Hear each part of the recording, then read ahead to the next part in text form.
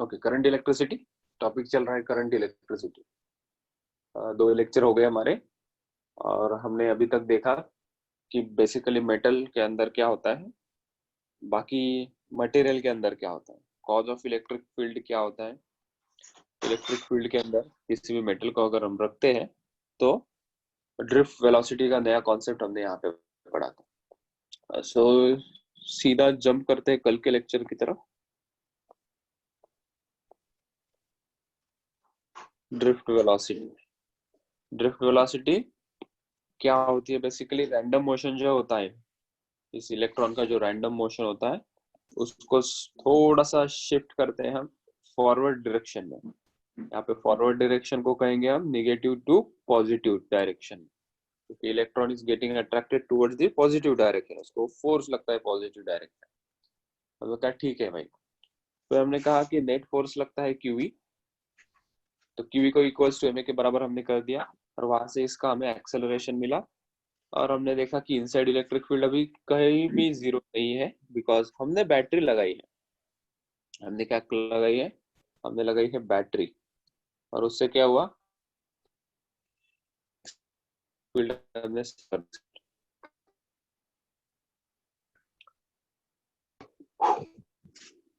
2-3 point regarding हो गए, और स्पीड वगैरह ये सब करने के बाद 2 नई टर्म हमने यहाँ पे पढ़ी, रिलैक्सेशन टाइम। 1 मिनट है।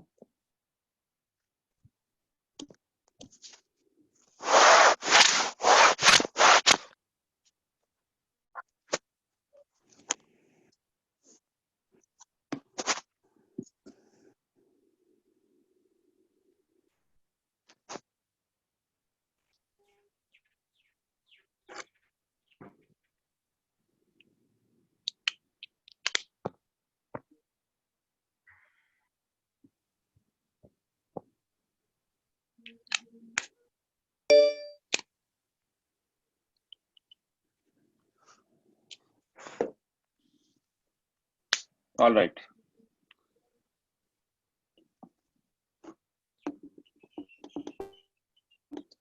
So relaxation time on free path. Relaxation time के बारे में कुछ इंफॉर्मेशन दी थी। रिलैक्सेशन टाइम क्या होता है? 2 सक्सेसिव कोलिजन के बीच में जितना भी टाइम उसके पास अवेलेबल है उसको हमने कहा था रिलैक्सेशन टाइम, और उसके बीच में जो भी डिस्टेंस वो ट्रेवल करेगा उसको कहा था हमने free path. Always remember, electrons are in a random motion, collide करेंगे नेबरिंग पार्टिकल के साथ, तो इनका मोशन, वो जो रैंडम मोशन है उसके अंदर हमने कहा कि इसको डिफाइन कैसे करेंगे। हर एक पार्टिकल के लिए तो हम बता नहीं सकते इसका पाथ कैसे चल रहा है, तो हमने कहा कि 2 चीजें बताते हैं यहाँ पे, रिलैक्सेशन टाइम और फ्री पाथ, जो हमें हेल्प करता है ड्रिफ्ट वेलोसिटी फाइंड आउट करने में। रिलैक्सेशन टाइम क्या है? 2 सक्सेसिव कोलिजन के बीच का टाइम और 2 सक्सेसिव कोलिजन के बीच का जो डिस्टेंस, उसको हमने कहा है फ्री पाथ। ठीक, हमने कहा फिर एक काइनेमेटिक्स का इक्वेशन लगाया जाए, v is equals to u plus at। v is the initial velocity before the electric field has been applied, v is the velocity after electric field हमने अप्लाई की है। so because of the electric field, जो उसके ऊपर जो force लग रहा है, and because of that force some change in velocity is v। Acceleration हो रहा है उसका a into t, एक्सेलरेशन की वैल्यू हमने यहाँ पे पुट कर दी, और ये सब करने के बाद ड्रिफ्ट वेलोसिटी का मुझे कुछ फॉर्मूला यहाँ पे मिल गया। क्या मिला हमें? Minus e capital e upon m into tau average. हमने कहा कि फिर यार एक पोटेंशियल और इलेक्ट्रिक फील्ड का रिलेशन बिल्डअप करते हैं, और इलेक्ट्रिक फील्ड को हम लिखते हैं अभी v by l। v is the potential difference across the metal rod which is having a length l। so v by l हमने पुट किया, and finally we arrive with the equation called as drift velocity is equals to ev upon ml into tau average। उसमें से e क्या है, v क्या है, m क्या है, l क्या है, tau average क्या है, सब हमें पता है। ठीक है, ओके। अभी आगे क्या करते हैं, एक रिलेशनशिप लगाते हैं। आज का टॉपिक यहाँ से स्टार्ट होता है, हेडिंग दो, रिलेशनशिप बिटवीन, इतना लिखा तो भी चलेगा, relation between electric current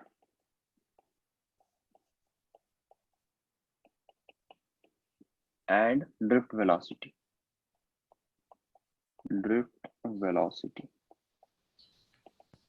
drift velocity को v सफिक्स d से इंडिकेट करेंगे। ठीक, कंडक्टर दिखा लेते हैं सबसे पहले।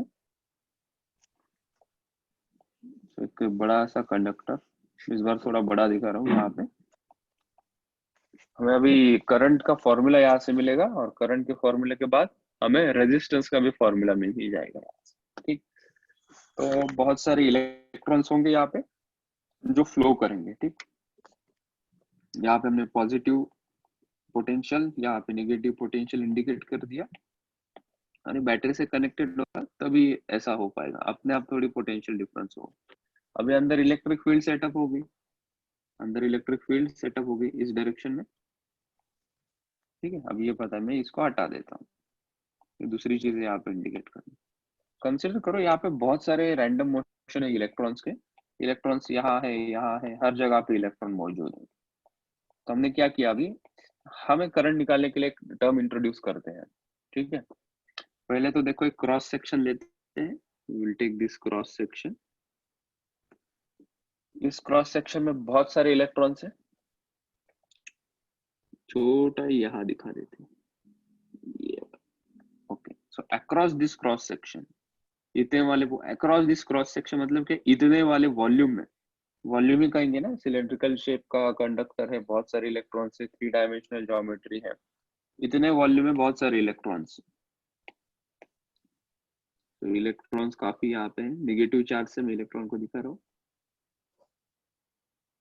अब ये सभी इलेक्ट्रॉन्स क्या करेंगे, आगे बढ़ेंगे। This electrons will move from negative potential to positive potential, because हमने इलेक्ट्रिक फील्ड लगाई, नीचे पोटेंशियल डिफरेंस भी है। ठीक, हमने कहा कि टी टाइम में, काफी छोटा टाइम लेते हैं, in very small time D T, very small time D T, यहाँ पे जितने भी अवेलेबल फ्री इलेक्ट्रॉन्स थे इस वॉल्यूम में, वो यहाँ पे आ गया। All the electrons came here.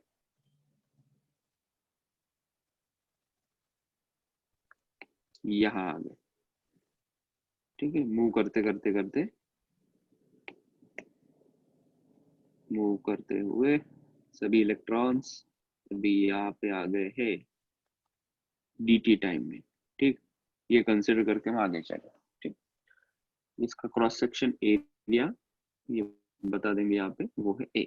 और यूनिफॉर्म क्रॉस सेक्शन एरिया है, पूरी वायर थ्रू आउट कैसी है, क्रॉस सेक्शन यूनिफॉर्म चल रहा है। हम यहाँ पे कुछ एक नई टर्म इंट्रोड्यूस करते हैं जिसका नाम है N.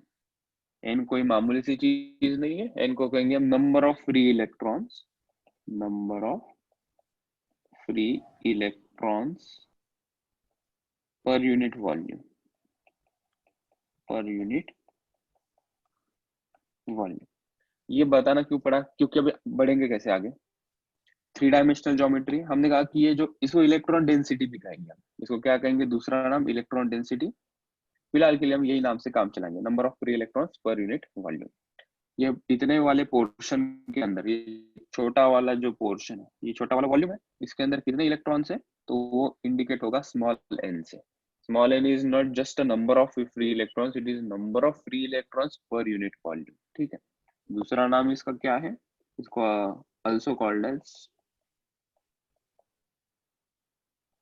electron density, electron density। ठीक है, it is also called as electron density। ठीक, और यूनिट इसका, इसका यूनिट क्या है, electron per unit metre cube. For example, एक मीटर क्यूब में, एक मीटर क्यूब में almost 10 to the power 29 electron होते हैं।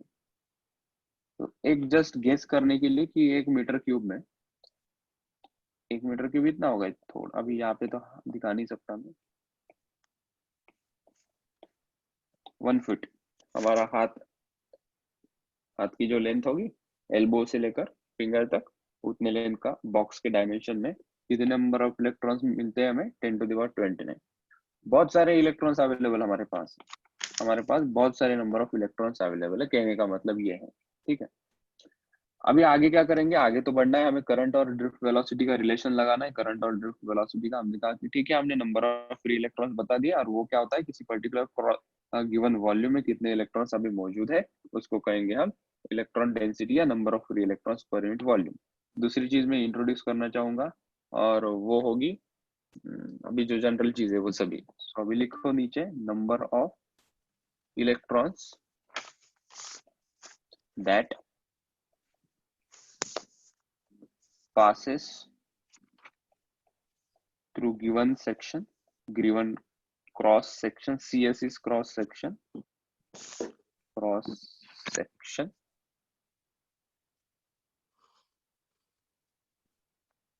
given number of electron that passes through given cross section in time dt,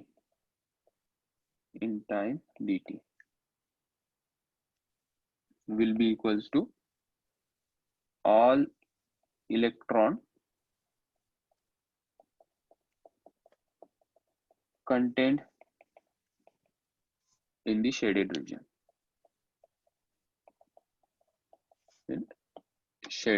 ठीक है। dt टाइम में कितने इलेक्ट्रॉन आगे बढ़ रहे हैं, ये शेडेड रीजन में जितने इलेक्ट्रॉन है उतने इलेक्ट्रॉन आगे बढ़ रहे हैं। कितने टाइम में, dt टाइम में। ठीक, और इस यहाँ पे अगर देखोगे तो बहुत सारे सेक्शन होंगे, ऐसे छोटे छोटे सेक्शन, वहां से भी इलेक्ट्रॉन आगे बढ़ रहे होते हैं। तो हमने एक छोटा सा सेक्शन यहाँ पे दिखा दिया, और यहाँ पे भी जो इलेक्ट्रॉन ऑलरेडी होंगे वो भी आगे बढ़ेंगे थोड़ा dt टाइम में।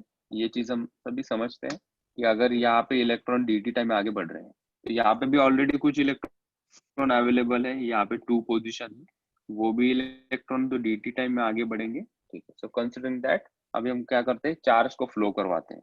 तो चार्ज फ्लो हो रहा है, बेसिकली इलेक्ट्रॉन आगे बढ़ रहे तो क्या कहेंगे हम, चार्ज इज फ्लोइंग। ठीक है, एक्चुअली यही डायरेक्शन में चल रहा है कि चार्ज नहीं, चार्ज का डायरेक्शन कैसा है, जिगजैग है, और जिगजैग करते हुए ये आगे बढ़ रहा है, जिगजैग पाथ करते हुए ये आगे बढ़ रहा है।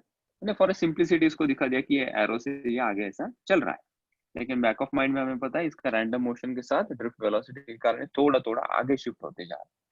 ठीक, फिर मैं कहता हूँ अभी चार्ज पासिंग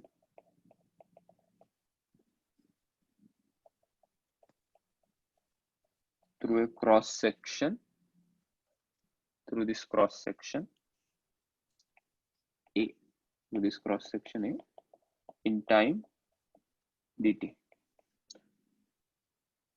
so वो होगा dq, dq से दिखाएंगे, dq amount of charges passing, c number of इलेक्ट्रॉन्स के पास जितना चार्ज है वही चार्ज आगे बढ़ेगा। हम इसको कैसे डिफाइन करेंगे, देखो अभी dq चार्ज, कितने इलेक्ट्रॉन यहाँ से क्रॉस हो रहे हैं, हम इसको कैसे लिखेंगे, देखो मैं अगर लिखता हूं number of electrons into charge on electron,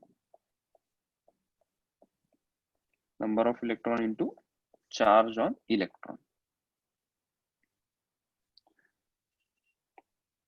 basically मैं ये लिख रहा हूँ q is equals to n e, q is equals to n e, n क्या है, number of electrons into charge on electron. ठीक, अभी मैं नंबर ऑफ इलेक्ट्रॉन्स के टर्म में लिखना नहीं चाहता, मैंने मेरे हिसाब से यहाँ पे एक टर्म बनाई है, मेरे हिसाब से कि ये फिजिक्स के हिसाब से number of free electrons per unit volume. अगर मुझे ये टर्म के इसमें लिखना है नंबर ऑफ फ्री इलेक्ट्रॉन्स, तो यहाँ पे क्या मॉडिफिकेशन होगा, देखो अगर मैं यहाँ पे लिखता हूँ instead of number of electrons I will right number of electrons per unit volume. ठीक है, तो अगर मैं नंबर ऑफ इलेक्ट्रॉन्स को भैया लिख रहा हूँ number of electrons per unit volume, तो मुझे इनटू वॉल्यूम से भी तो मल्टीप्लाई करना पड़ेगा, तब जाके ये दोनों चीज इक्वल हो जाएगी। ये और ये अगर मुझे इक्वल करना है तो मैंने जब नंबर ऑफ इलेक्ट्रॉन्स को वॉल्यूम से डिवाइड किया तो मल्टीप्लाई भी तो करना पड़ेगा, तो हमने मल्टीप्लाई भी किया, और यहाँ पे लिख देता हूँ चार्ज ऑन इलेक्ट्रॉन। ठीक है, अभी हम वॉल्यूम को क्या सब्स्टिट्यूट करेंगे, देखो number of electrons per unit volume को स्मॉल n से मैंने इंडिकेट किया था, दैट्स फाइन, इनटू अभी वॉल्यूम को कैसे डिफाइन करोगे, अभी वॉल्यूम के लिए मैंने देखा कि मेरे पास वेलोसिटी का फॉर्मूला होता है ना, velocity is equals to displacement upon time, displacement upon time. ठीक है, क्या इस डिस्प्लेसमेंट को मैं डिस्टेंस लिख सकता हूँ क्या, क्योंकि वन डायरेक्शनल मोशन चल रहा है, पार्टिकल का आगे क्या किया है कि एक डायरेक्शन में आगे चल रहा है, तो this displacement is equals to distance, right. Distance कौन सा देना है मुझे, dt टाइम में ये डिस्टेंस कितना है ये फाइंड आउट करना है मुझे। बड़ा सिंपल, वेलोसिटी इंटू टाइम करेंगे हम, velocity into time is equals to ये हो जाएगा मेरा डिस्टेंस। ठीक है, ये वन डायरेक्शनल मोशन में हम डिस्प्लेसमेंट को डिस्टेंस लिखते हैं। वेलोसिटी कौन सी दी है इस पार्टिकल को, हमने ड्रिफ्ट वेलोसिटी दी। तो इस वेलोसिटी को लिखेंगे vd इंटू टाइम कितना है मेरा dt इंटू dt करता हूँ, that is my distance. Distance क्यों निकाला सर आपने, बताओ। देखो मैंने अभी डिस्टेंस निकाला है, अभी मुझे इसका वॉल्यूम चाहिए ना भाई पूरा, ये जितना जो dt टाइम में ये पूरा अंदर का वॉल्यूम चल रहा है आगे, इतने नंबर ऑफ इलेक्ट्रॉन्स फ्लो हो रहे dt टाइम में, और मैंने जो number of electrons per unit volume किया है तो मुझे वॉल्यूम से मल्टीप्लाई करना, तो ये कौन सा वॉल्यूम है, दिस इज दिस वॉल्यूम। अभी इस वॉल्यूम को मैं लिखूंगा, this is a length L into cross section area A। तो I will write in the bottom this volume को length into cross section area, ये लिखा मैंने, और इंटू ये charge on electron, charge on electron. ठीक है, तो ये n एज इट इज, मुझे ये थोड़ा रिमाइंड करना, बैटरी जब 2% पे आएगी ना, इफ यू कुड, लेंथ को क्या लिखा मैंने, लेंथ को लिखा vd into dt, this distance is nothing but length, वो कितना मिला, vd is a drift velocity into time, vd into dt into cross section area is a into charge on electron. Charge on electron को, electron के ऊपर कितना charge होता है, E, electron के ऊपर चार्ज होता है E। ठीक, so my dq is here. ठीक है, इस dt को मैं अगर लेफ्ट हैंड साइड में लेके आ जाता तो मजा ही आ जाए फिर। सो ये dq upon dt is equals to n vd a into E। dq by dt is current, so I is equals to NEA V suffix D, NEA VD, this is the current. Now this is the relationship between the current and the drift velocity, very important formula. This is a formula number 2 3 whatever, I don't know. This is the relation between current and the drift velocity। जल्दी से छाप ले इसे, किसी को कुछ दिक्कत होगी ये समझने में मुझे पूछ सकता है। And mark this, n is not number of electron, I'm repeating this thing, this is number of electron per unit volume, per unit volume, क्योंकि कभी कभी कंफ्यूज करते हैं हमें एग्जांपल में, नंबर ऑफ इलेक्ट्रॉन्स भी देते हैं, number of electrons per unit volume दे देते हैं, we have to select appropriate क्या है। सर यस सर, करो सर करो। सर आप ये एक बार फिर से एक्सप्लेन कर सकते हैं, विच वन, ये फॉर्मूला मतलब इसका डेरिवेशन। ये फिनोमिना क्या चल रहा है पूरा। हाँ ओके, जी सर। अनुराग है क्या, अनुराग एक्सप्लेन करेगा क्या, क्या सर? क्या समझ में आया ये एक्सप्लेन करेगा स्टार्टिंग से। ट्राई करता हूँ। तो मुझे एक डाउट है, try, yes Sejal please ask me. वो वॉल्यूम से क्यों मल्टीप्लाई किया, बस उतना नहीं समझा मुझे। वॉल्यूम से क्यों मल्टीप्लाई किया उतना नहीं समझा, ओके ठीक है। सो मैं बॉटम से फिर से रिपीट करता हूँ इस चीज को, काफी सिंपल है, टेक इट इजी, चिल पिल।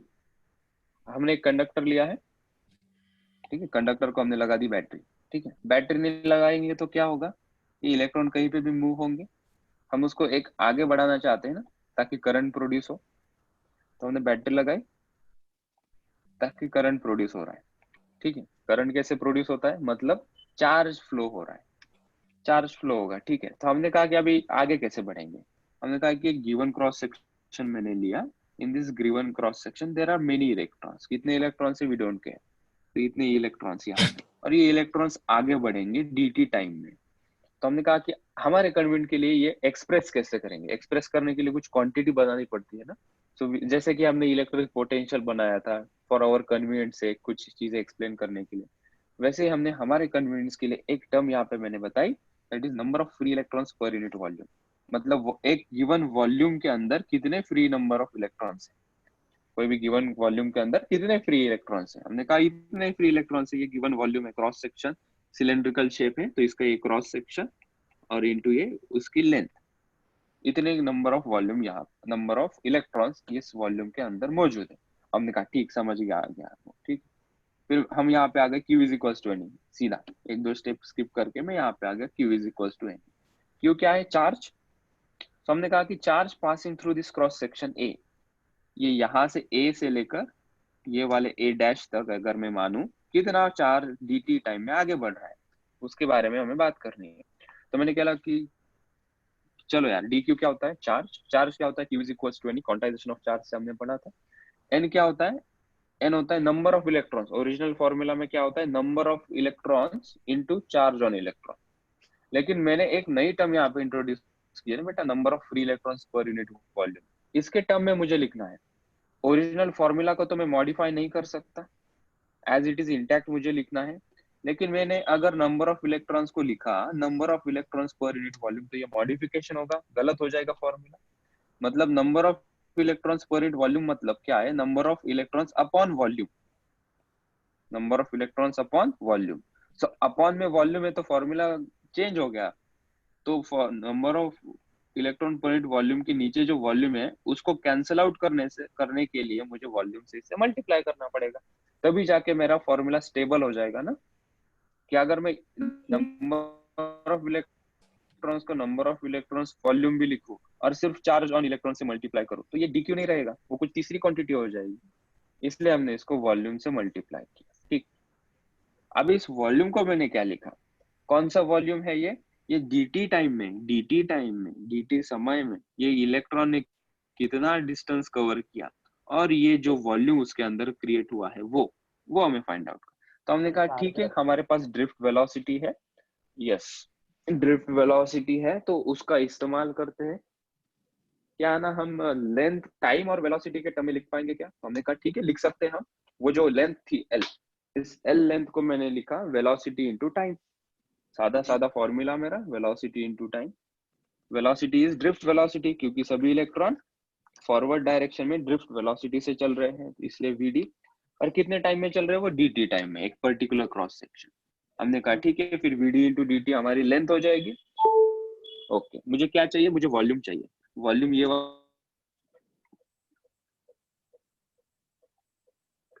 वाला, उस वॉल्यूम को मैं क्या लिखूंगा अभी? Area, cross section area into length. ठीक, हमने लेंथ निकाल ली vd इंटू dt और क्रॉस सेक्शन एरिया a है ही। सो मैं यहाँ पे लिखा नीचे इस वॉल्यूम को length of cross section into length into cross section, sorry length को मैंने लिखा फिर vd into dt, cross section को मैंने a लिखा। मैं आ गया, बोला ठीक भाई, पहुंच गए कैसे तो भी। dt आ गया डिनोमिनेटर में, so dq by dt हो जाता है rate of flow of current, rate of flow of charge which is called as current. हमने इसको लिखा फिर NEAV, you'll remember what is N? This is number of electrons per unit volume. Okay, sir. So we are not satisfied yet. हमें कुछ और इसमें जुगाड़ करना है। तो क्या जुगाड़ किया हमने अभी? देखो, मेरे पास ड्रिफ्ट वेलोसिटी का फॉर्मूला पड़ा हुआ है, वो उठा के लेके आते हैं। कहाँ दिख रहा है मुझे ड्रिफ्ट वेलोसिटी का फॉर्मूला? ये रहा यहाँ। इसको उठा के लेके आते हैं। ड्रिफ्ट वेलोसिटी, चलिए ये आ गई ड्रिफ्ट वेलोसिटी, कर देता हूँ paste. We already know, we know that WKT, right? So current हम लिखेंगे NEA, ड्रिफ्ट वेलोसिटी को सब्स्टिट्यूट कर दो, EV upon ML into tau average.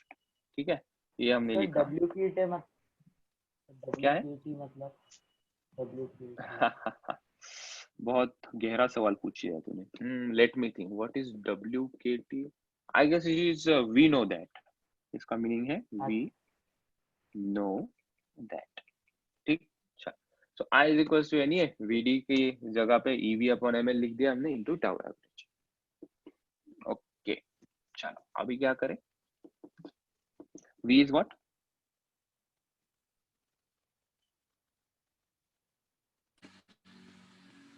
Difference. ठीक है, पोटेंशियल डिफरेंस के टर्म में लिखना चाहता हूं मैं एक्सप्रेशन को। यहाँ से सभी चीजें चली जाए, NEA ये छोटा e, ml और ये टाउ एवरेज, इन सबको भगा दो इधर। So I into ml n e into e square into a into tau average is equals to v। अगर तुम इसको गौर से देखोगे ना, जो बचपन में तुमने ओम्स लॉ पढ़ा है, ये सभी चीजें कांस्टेंट है। These are constant terms. These are constant terms. ठीक है, अगर टेम्परेचर कांस्टेंट है, कंडीशन अप्लाई। सो कंडीशन अप्लाई क्या है, आगे बात करेंगे इसकी। और टेम्परेचर कांस्टेंट होगा तब ये सभी चीजें कांस्टेंट हो जाए। कैसे कांस्टेंट? ऐसे अरे मास कांस्टेंट रहेगा, m is constant for a particular conductor की लेंथ l होगी। वायर की जो लेंथ l है, जब तक काटोगे नहीं तब तक लेंथ तो कांस्टेंट रहेगी। n क्या है? Number of electrons per unit volume. Temperature अगर कांस्टेंट है तो number of electrons per unit volume constant रहेगा। टेम्परेचर बढ़ाओगे तो ये थोड़ा फास्ट हो जाएगा। ठीक है, इसलिए हमने कहा कि टेम्परेचर कांस्टेंट है तो ये चीज है। E charge on electron, e square मतलब चार्ज ऑन इलेक्ट्रॉन का स्क्वायर। क्रॉस सेक्शन एरिया भी कांस्टेंट है, और जब तक टेम्परेचर कांस्टेंट है तो टाउ एवरेज भी कांस्टेंट है। तो हमने कहा कि ये पूरी चीज कांस्टेंट है जब टेम्परेचर मैंने कांस्टेंट लिया। So this is called as I is directly proportional to V, और हम ऐसा generally V is directly proportional to I लिखते हैं। This is Ohm's law. ठीक है, तो ये जो V is equals to IR जब लिखेंगे तो R क्या होगा, you know that this term will be R। ठीक, वो थोड़ा आगे चल के पढ़ते हैं। ठीक है, सो लिख लो इतनी बात। V को लिखा हमने, this is potential difference battery के टर्म में। ये है potential difference, not only battery, external source. Difference का स्पेलिंग गलत। तो देखो तीनों के तीनों फॉर्मूले मैंने एक पेज के अंदर लिख दिए।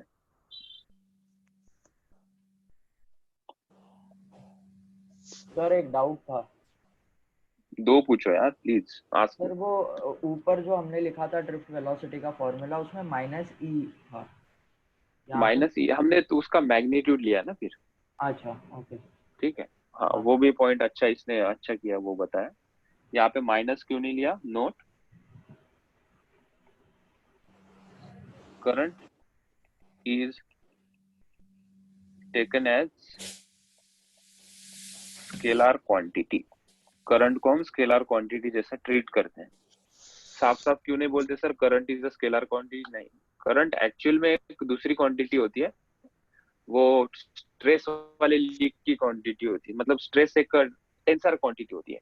हमने देखा था कि stress is a tensor quantity. देखा क्या, हमें घंटा कुछ याद है अभी क्लास 11 का जो पढ़ाया था। So stress is a tensor quantity. Tensor एक अलग किस्म की क्वांटिटी होती है, वेक्टर और स्केलर से थोड़ा परे जाके अलग क्वांटिटी होती है। वो हमारे सिलेबस में नहीं है, वो इंजीनियरिंग में भी कभी थोड़ा बहुत सिखा देते हैं स्ट्रेंथ ऑफ मटेरियल के अंदर, लेकिन हम उसे मानते हैं स्केलर क्वांटिटी। ठीक है, so for our understanding, for our syllabus, we will treat current as a scalar quantity. अगर कभी वहां पे टेंसर ऑप्शन प्रेजेंट होगा तो priority will be for tensor, अगर नहीं होगा तो स्केलर को हम टिक कर देंगे। ठीक, जब हम स्केलर क्वांटिटी लेते हैं तो डायरेक्शन नहीं देखते, इसलिए यहाँ पे निगेटिव साइन मैंने हटा दिया है। ये जो यहाँ पे जो निगेटिव साइन था ड्रिफ्ट वेलोसिटी में, ये इसको जब मैंने पॉजिटिव किया है मॉड्यूलस लगा के, because of that reason only. Sir आपने जो फॉर्मूला बुक बनाई थी वो आप ऐप पे अपलोड कर सकते हैं क्या? हाँ कर दूंगा मैं आज। वो मेड विथ लव वाली क्या? हाँ सर वही। ठीक है, चलो ये लिखने के बाद थोड़ा आगे चलते हैं। हाँ, अब रेजिस्टेंस को डिफाइन कर लेते हैं। यहाँ पे नई टर्म यहाँ पे इंट्रोड्यूस होगी, fresh page. Electrical resistance. Electrical, समझ लो इस बात को, जो सो गए वो प्लीज जाग जाओ। Electrical resistance. ठीक है, ऊपर का ही फॉर्मूला लेके आता हूं मैं, करंट वाले फॉर्मूला से स्टार्ट करते हैं। वो n e a v suffix d, n e a v d, मैंने ऐसे याद रखा है राइमिंग से, n e a v d. और इसके अंदर मैंने ड्रिफ्ट वेलोसिटी को कुछ सब्स्टिट्यूट किया था ना, n e a drift velocity को क्या लिखा मैंने, उसको मैंने लिखा e v into tau divided by m l. ठीक, ओके। और v बाय आई के टर्म में मुझे लिखना है, अगर मैं v यहाँ पे लेके आता हूँ तो v is equals to, it will be i into m l upon n e square a into tau. ये टर्म यहाँ लेके गया, ये डिवीजन में ये आ गया, जैसे लास्ट जो किया था मैंने वही तो कर रहा हूँ। ठीक, अभी यहाँ पे करेंगे v by I is equals to m l upon n e square a into tau. ये पूरी की पूरी टर्म को हम लिखेंगे, will write as r resistance. Actually में इस टर्म को रेजिस्टेंस कहते हैं, वो v by I is equals to r. You already know v is directly proportional to I, so v is equals to I R, और वो जो R है वो ये है ml upon n e square a into tau. Okay, right. So what is R? It is our superstar. So R is equals to ml upon n e square a into tau. This is called as resistance. This is called as resistance. ठीक, इसकी पूरी term यहाँ पे लिखते हैं, m is mass of electron,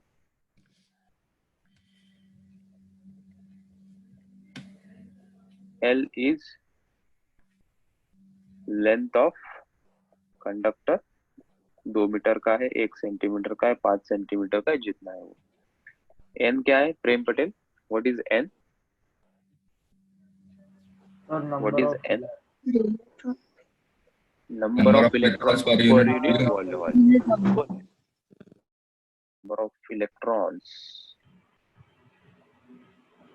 पर unit volume.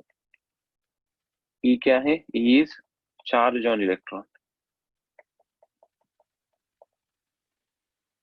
E क्या है? क्रॉस सेक्शन एरिया, किसका? मेटल वायर का, of a conductor. Tau, tau कहते हैं इसको, मैं कहता हूँ tau. This is average relaxation time.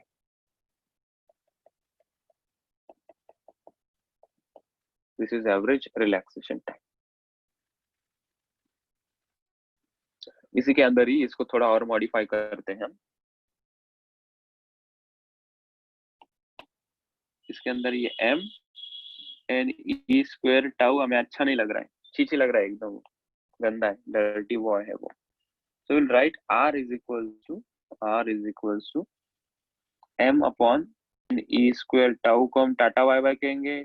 सब लोग इसको बाय करो, बाय, और इसको बोलो rho l by a। This is the new thing. और ये जो छोटे बच्चे को हमने क्या कहा, जिसको हमने बाय बाय किया, इसको कहेंगे rho. What is rho? Resistivity.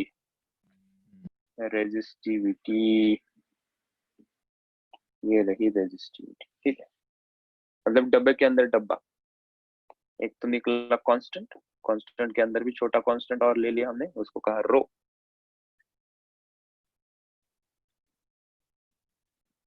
उसको थोड़ा रिस्पेक्ट देंगे क्या रो को?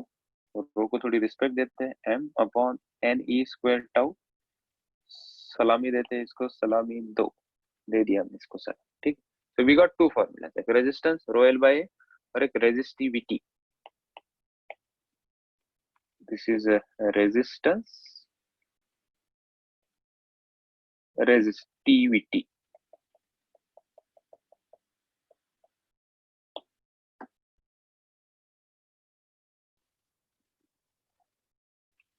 इसके रिगार्डिंग 2 पॉइंट्स जो एमसीक्यू में आते हैं कंफ्यूज करने के लिए।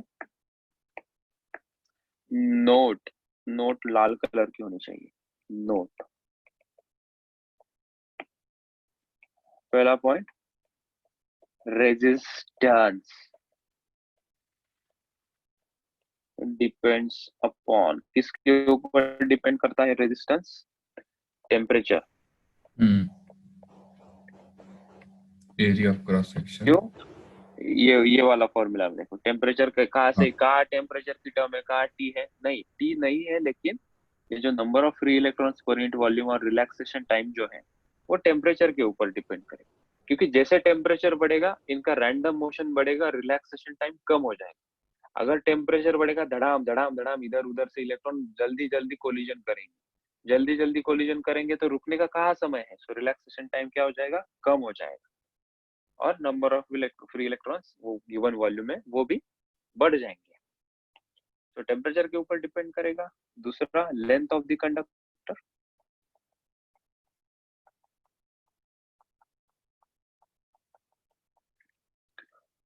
तीसरा, cross section area, cross section area of a conductor, cross section area of a conductor.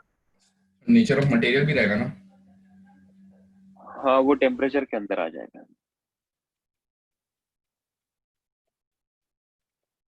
ये यहाँ बोल देंगे इसे, nature of material come under temperature, cross section. और कुछ नहीं। फिर दूसरा पॉइंट नोट करेंगे, रेजिस्टिविटी। रेजिस्टिविटी, अभी ये जो क्रॉस सेक्शन लिखा है ना, ये क्रॉस सेक्शन को नीचे ब्रैकेट में लिखो, शेप ऑफ ए कंडक्टर।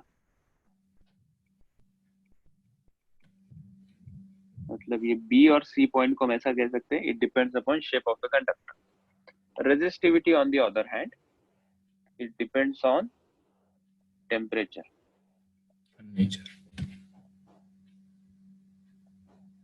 ठीक है ना? It does not depend on shape of a conductor. मतलब ना लेंथ ना एरिया क्रॉस सेक्शन के ऊपर रेजिस्टिविटी डिपेंड नहीं करती। सीधा साफ साफ दिखाई पड़ रहा है यहाँ पे, कोई ए और एल की टर्म दिखाई दे रही है क्या? नहीं। सो ये जो पूरी टर्म है ये डिपेंड करती है टेम्परेचर के ऊपर।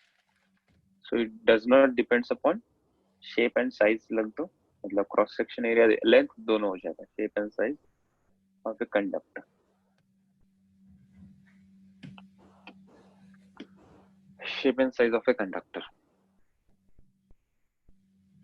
ठीक, चलो इसका यूनिट।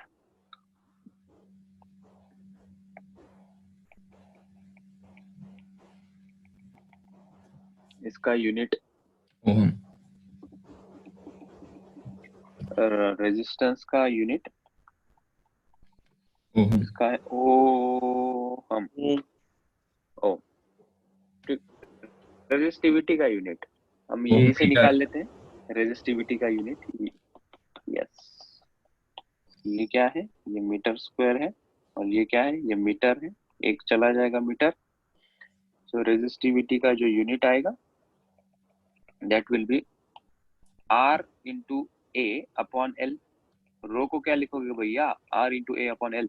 आर क्या है? ओहम है। एरिया क्या है? मीटर स्क्वायर है। अपॉन ये क्या है? Metre. So rho is equals to r a by l, ohm metre square upon metre. तो इसका यूनिट हो गया ओहम इंटू मीटर।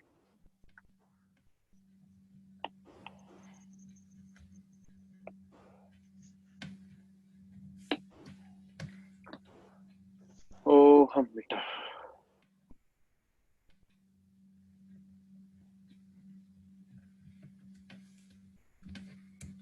सर मतलब रेजिस्टिविटी जो रहती है वो किसी भी स्पेसिफिक सब्सटेंस के लिए फिक्स्ड रहेगी ना? हाँ, yes, unless until you does not change the temperature. Okay, temperature dependent. Okay. It depends upon the temperature.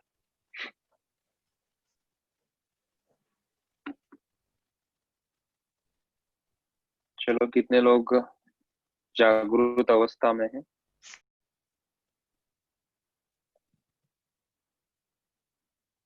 एक क्वेश्चन करते हैं, wire of length L has resistance capital R resistance है कोई वायर का। बाद में क्या किया, this wire is stretched to twice its original length.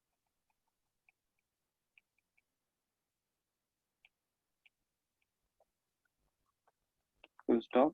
Find the new resistance.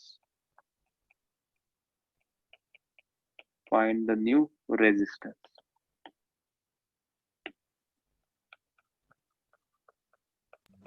2R. 2R. 2R. Okay. Sir लेकिन एरिया ऑफ क्रॉस सेक्शन में change आएगा ना अगर हम देखें तो? पहले तो तुम 4 ऑप्शन लिखो और ट्राई करो इसे। 2R, R/2, 4R और R/4, 4 option.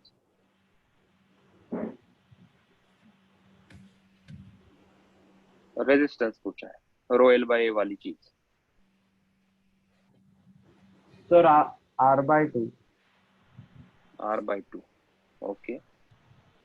Sir 2R। Sir 2R होगा ना, रेजिस्टेंस ऑब्वियसली इंक्रीज हो जाएगा लेंथ बढ़ाएंगे तो। सर अच्छा, 2R। देखो इस क्वेश्चन, ऐसे वाले क्वेश्चन का अप्रोच क्या होता है। ठीक है, तो पहले तो समझ लेते हैं क्या दिया है क्वेश्चन में। वायर थी, पहले वायर का कोई सेक्शन ए था और लेंथ थी L। ठीक है, इसको खींचा मैंने, जब मैं इसको स्ट्रेच करूंगा, कितना हाँ। स्ट्रेच किया, ट्वाइस इज ओरिजिनल लेंथ। तो जब ये डबल कर देंगे ओरिजिनल लेंथ को, सर 4R होगा। तो क्रॉस से 4 ट्वाइस किया है ना लेंथ को हमने। ठीक सर है, लेकिन तो क्रॉस आंसर बोल रहा है। सेक्शनल एरिया और लेंथ तो 2R मतलब होगा। प्रोपोर्शनेट नहीं है ना सर? हाँ सर, सॉरी 2R होगा। अरे समझ लो बात को, बता रहा हूँ ना मैं। एरिया एरिया डिक्रीज हो R/2 जाएगा ना। देखो कोई भी इलास्टिक रबर तुम क्या करो, स्ट्रेच करो तो उसका क्रॉस सेक्शन एरिया कम हो जाएगा। वॉल्यूम तो कांस्टेंट है ना, वॉल्यूम कैसे बढ़ेगा या वॉल्यूम डिक्रीज नहीं होगा। एक चीज समझ लो, कोई भी चीज को तुम स्ट्रेच करोगे तो उसका वॉल्यूम पहले जितना था उतना ही बाद में वॉल्यूम रहेगा। तो वॉल्यूम जितना पहले था उतना ही। वॉल्यूम कहाँ से ऐड, वॉल्यूम मतलब कोई चीज तुम इसमें एक्स्ट्रा ऐड कर रहे हो या कोई एक्स्ट्रा चीज घटा रहे हो, हम ऐसा थोड़ी ना कर रहे। हमने लेंथ बढ़ाई तो लेंथ बढ़ने से क्रॉस सेक्शन एरिया कम होना पड़ेगा ना। अगर लेंथ भी बढ़ेगी और क्रॉस सेक्शन एरिया भी उतना रहेगा, मतलब तुमने एक्स्ट्रा मटेरियल डाला है, वो तो गलत है। हमने कोई एक्स्ट्रा मटेरियल नहीं डाला, हमने इसे स्ट्रेच किया, मतलब वो जो इलोंगेशन उसे मिला है वो क्रॉस सेक्शन से ही रिड्यूस होके उसको मिला है। ठीक है, तो ऐसे सिचुएशन में इसका एरिया भी चेंज होगा, नॉट ओनली लेंथ, एरिया भी चेंज होगा और वो घटेगा। कितना घटेगा वो निकालते हैं। ठीक, 4R है फिर। सो इन दिस सिचुएशन, ठीक, in this situation volume before and after remain same, before and after stretching remain same. तो ये V initial is equals to V final करेंगे। वॉल्यूम क्या लिखते हैं हम, area into length, area final into length final. ठीक है, initial area कितना था, A था, लेंथ कितनी थी, L थी। बाद में एरिया कितना हो गया पता नहीं, वही मुझे फाइंड आउट करना है। और लेंथ कितनी बोली उन्होंने, 2L। तो A कट तो थोड़ी ना होगा इनसे, L और L L कट कट हो हो जाएगा। जाएगा। तो A डैश मुझे मिला A by A/2, 2। मतलब क्रॉस सेक्शन एरिया आधा होगा। अगर लेंथ डबल करोगे क्रॉस सेक्शन एरिया आधा होगा। हमने कहा फाइंड, मुझे आंसर मिल गया है। मुझे मेरा पहले रेजिस्टेंस था R is equals to rho LA। अभी नया वाला रेजिस्टेंस में R डैश से दिखाता हूँ। रो में कोई अंतर आएगा क्या, रो तो सेम रहेगा। Rho is resistivity which only depends upon the temperature और the nature of the material. Surrounding का टेम्परेचर भी वही है और कॉपर रॉड है तो ये भी कॉपर रॉड ही है। सो R रो रिमेन्स कांस्टेंट इनटू लेंथ कितनी होगी हमारी, ये होगी 2L divided by A dash कितना हो गया, A/2। ठीक है, so R dash is now 2 ऊपर जाएगा, 2 into 2 4 into rho L/A। Rho L/A is R,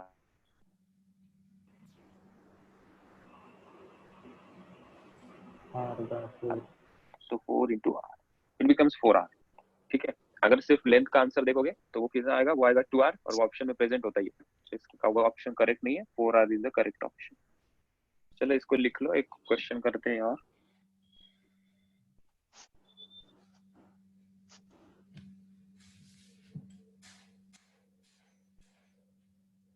yes sir, अगला सर। ठीक, इसका चचेरा भाई क्वेश्चन सर प्लीज। देखो।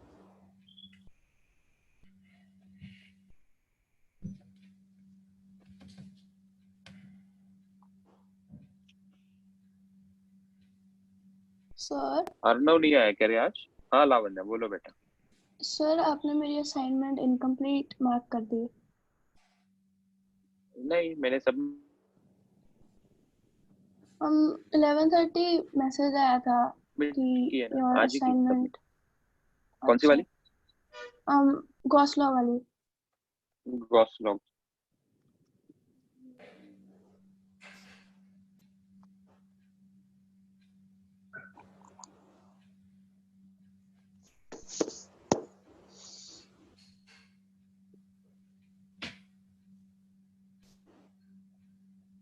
ओके, कर दिया करेक्ट।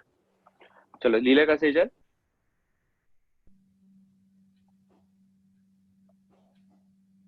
ठीक है, नेक्स्ट क्वेश्चन लिखो, question number 2।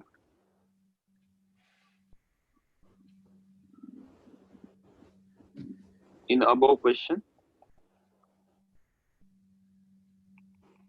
if length of wire is compressed to half of its original length,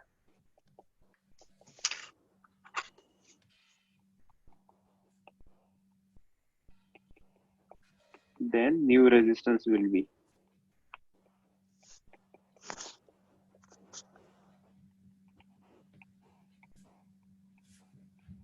to R, वही option, R/2, 4R, R/4।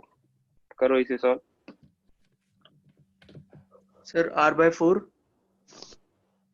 R/4 correct option. हाँ सर, R/4। स्टेप बाय स्टेप इसे complete कर देंगे।